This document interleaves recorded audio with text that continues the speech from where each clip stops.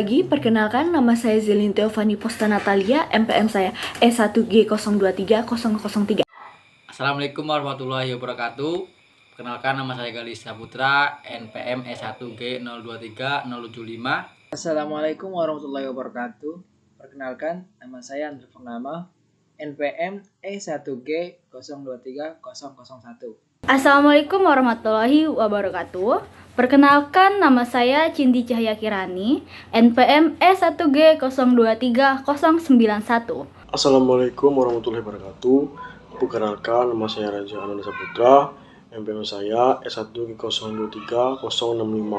Assalamualaikum warahmatullahi wabarakatuh. Perkenalkan nama saya Jonanda Agung Cahyadi, NPM E1G0230029.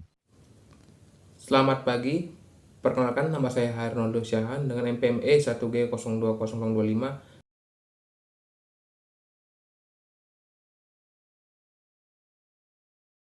Di sini saya akan membahas tentang pengertian warga negara.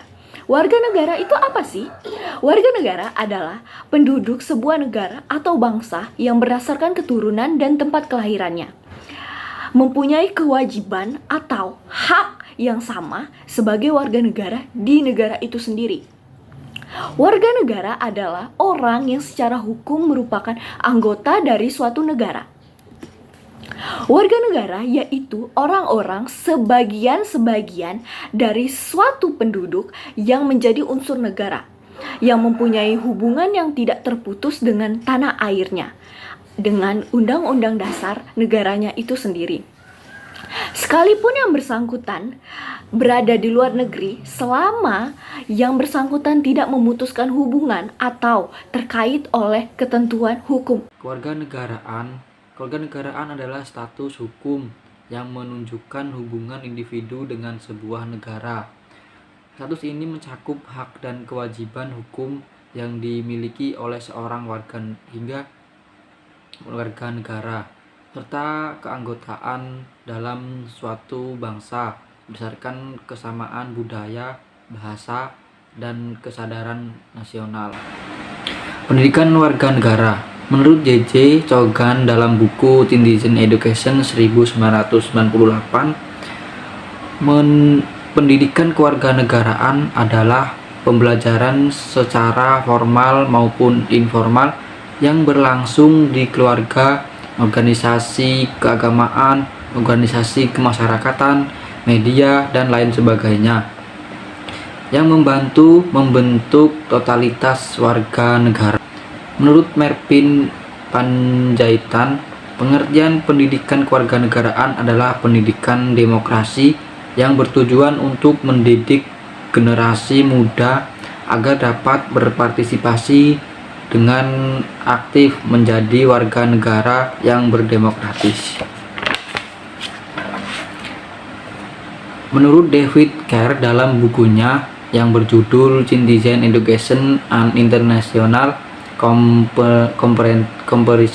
Competition, kewarganegaraan adalah proses yang mempersiapkan pemuda atas peran dan tanggung jawabnya sebagai warga negara. Baiklah, di sini saya akan mempresentasikan tentang analisis kesimpulan. Proses evaluasi terhadap status kewarganegaraan seseorang, termasuk hak, kewajiban, dan hak istimewa yang terkait dengan status tersebut. Hal ini melibatkan pemahaman terhadap hukum dan regulasi yang mengatur kewarganegaraan di suatu negara, serta faktor-faktor seperti asal-usul, kelahiran, atau naturalisasi. Kewarganegaraan adalah segala hal ihwal yang berhubungan dengan warga negara, di mana untuk mendapatkan kewarganegaraan Republik Indonesia harus berdasarkan persyaratan yang telah ditentukan dalam undang-undang, dalam hal ini UU nomor 12 tahun 2006 tentang kewarganegaraan Republik Indonesia. Kriteria good citizen aktif, yaitu menjalankan suatu pemerintahan yang baik, tentunya dibutuhkan suatu masyarakat yang aktif, tidak pasif. Aktif itu contohnya seperti mengikuti pemilu, tidak golput atau golongan putih, mengikuti kegiatan-kegiatan komunitas, dan menyampaikan opini kepada pemerintah untuk membangun pemerintah yang lebih baik lagi. Be kooperatif.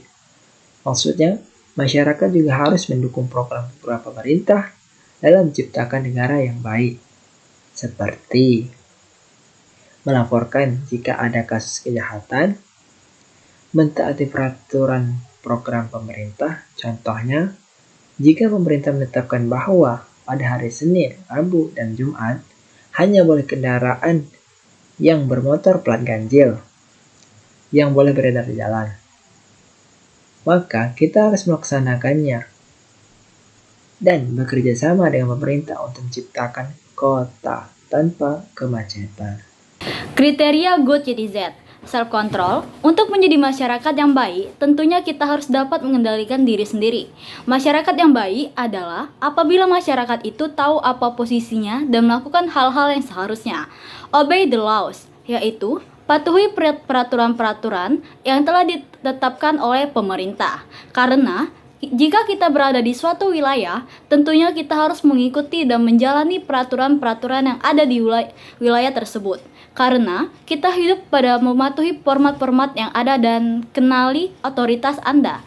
Namun, jika ada yang kalian anggap itu merugikan kita sebagai masyarakat dapat menyampaikan opini-opini kita untuk membangun pemerintahan yang lebih baik. Love country, maksudnya mencintai negeri atau nasionalisme. Kita harus memupuk rasa nasionalisme kita terhadap negara. Tentunya banyak alasan untuk memupuk rasa ini. Rasa nasionalisme dapat kita wujudkan dalam kehidupan sehari-hari, seperti memakai produk-produk dalam negeri, melestarikan kebudayaan bangsa sendiri, karena hal ini juga akan menguntungkan pemerintah dengan mendatangkan devisa dan peningkatan keuntungan atau persatuan. Kita sebagai satu bangsa, satu negeri, dan satu tanah air merupakan satu keluarga yang besar. Kita seharusnya selalu membangun rasa persatuan dan kesatuan untuk melindungi negara jika ada kedatangan ancaman dari luar. Dengan memupuknya rasa persatuan dan kesatuan juga akan menghindari adanya gerakan separatisme di dalam negeri. Truthful and trustworthy, jujur dan dapat dipercaya. Kepercayaan adalah hal yang sulit didapat, maka dari itu diperlukanlah tindakan-tindakan yang jujur dan tidak menipu sehingga kita dapat saling dipercaya dengan orang-orang di sekitar kita. Aspirant opinion, kita harus dapat mengekspresikan dan menyalurkan pendapat kita, baik itu terhadap sesama masyarakat maupun yang terdapat pemerintah, karena kita memerlukan masukan atau pendapat dari orang lain untuk lebih berkembang dan lebih maju dari sebelumnya. Love others, mengasihi sesama. Jika kita saling mengasihi satu sama lain, maka perdamaian, keamanan, dan kesejahteraan akan dapat dicapai bersama-sama. Meskipun hal ini tentunya tidak mudah untuk dilakukan. Namun, jika kita melakukan hal-hal berdasarkan kasih, maka hal itu pun akan berbuat baik juga. Pentingnya pendidikan keluarga kenegaraan. Pendidikan keluarga kenegaraan sangat perlu diberikan untuk mencegah terjadinya perilaku negatif akibat perkembangan tersebut. Pendidikan kewarganegaraan diberikan kepada mahasiswa sebagai generasi muda penerus bangsa untuk memberikan bekal nilai-nilai kebangsaan dan pemahaman komprehensif mengenai wawasan Nusantara, ketahanan nasional, hak dan kewajiban sebagai warga negara demokrasi, konstitusi, serta HAM dengan menghadapi tantangan globalisasi demi eksistensi negara kesatuan Republik Indonesia. Baiklah, di sini akan menjelaskan dampak positif dan dampak negatif kewarganegaraan. Dampak positifnya: 1. Dapat mempelajari struktur kepemerintahan. 2. Mengetahui lembaga pemerintahan. 3. Mengetahui tugas-tugas lembaga pemerintahan. 4. Mengetahui norma, hukum, peraturan pada suatu negeri. 5. Membuka pandangan terhadap masalah sosial masyarakat. 6. Menambah wawasan dan menggugah logika dan perasaan atas apa yang terjadi di lingkungan sekitar. 7. Menambah pengetahuan seputar politik. 8. Dapat mengetahui mana politik yang benar dan mana politik yang salah. Dampak negatifnya ialah bagi anak yang kurang menyukai mata pelajaran ini akan membuatnya sifat bosan dan mengantuk karena terus-menerus membaca hukum dan peraturan negara. Sejarah pendidikan. Pendidikan kewarganegaraan di Indonesia dimulai sejak sebelum proklamasi kemerdekaan pada tahun 1945. Meskipun tidak secara resmi disebut sebagai pendidikan 10 kewarganegaraan pada waktu itu, namun prinsip-prinsip kewarganegaraan telah diajarkan dalam berbagai bentuk pendidikan di Indonesia, sejak masa kolonial hingga kemerdekaan. Program formal pendidikan kewarganegaraan kemudian diatur lebih rinci setelah kemerdekaan dan telah mengalami perkembangan sejak saat itu. Oleh karena itu, dapat disimpulkan bahwa penyelenggaraan pendidikan 10 kewarganegaraan dimulai setelah kemerdekaan Indonesia.